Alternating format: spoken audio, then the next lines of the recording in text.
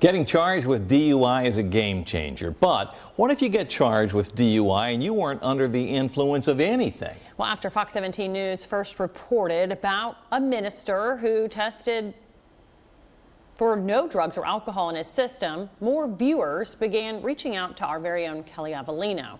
She's finding that sober drivers are getting arrested for intoxication, and it's more common than you might think. I was just out of balance. Gotcha.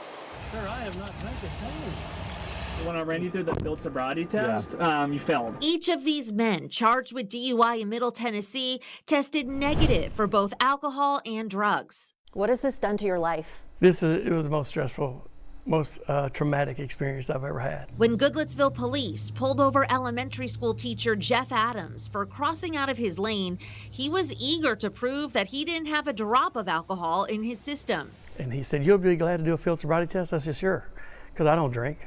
So I knew I could pass it. But Adams was wrong. You know, having both hips replaced, I'm not going to do well standing on one leg. He hoped a breathalyzer would quickly clear him. He tested negative. But in Fox 17 News' first report, I uncovered a majority of law enforcement agencies in Middle Tennessee don't use breathalyzers, saying blood draws are more accurate. But I do believe that some type of real-time ability to test would at least be able to assist with somebody who is just outright not impaired.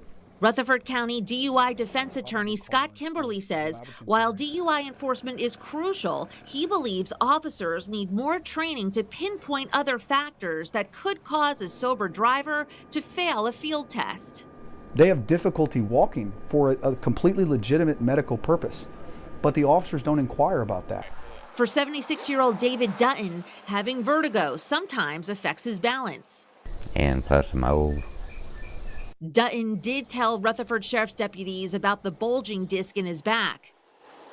So you've been dealing with a disc for 45 years? Oh yeah. You don't take any pain medications or anything for it? No. Dutton says he doesn't take pain meds or drink, but he still had trouble walking heel to toe. Yeah, but I don't know if I got that balance or not. Do you have any questions about the instructions? No. All right. Whenever you're ready. I just can't believe this. Minister William Rose didn't believe it either. His longtime balance and eye problems led to a failed field test in Murfreesboro. It's been an ongoing struggle. There's times when I'm alone, I'll cry. Ultimately, all of their cases were dismissed, but they had to wait 3 to 7 months for TBI to process the test results and longer for court. These people have to continue to wonder, am I going to lose my license? Is that going to cost me my job?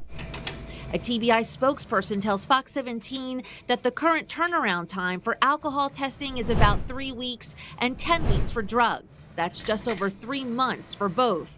TBI says new funding will allow them to hire more scientists by the end of the year.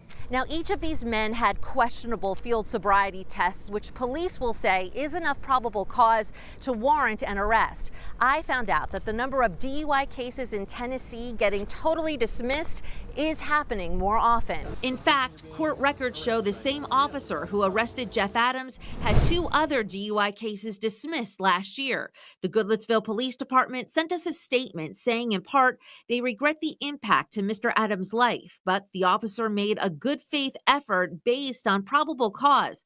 We are continuing in training our personnel with the goal of having positive outcomes. This Tennessee District Attorney's General Conference newsletter reports more than 12% of DUIs in the state were dismissed in the first quarter of 2024. That's 220 cases. The newsletter goes on to say, quote, "Unfortunately, we are seeing more and more cases being dismissed." I've had less than 5 traffic infractions in my life, and then to be arrested for a DUI, and you have to explain that to your own kids.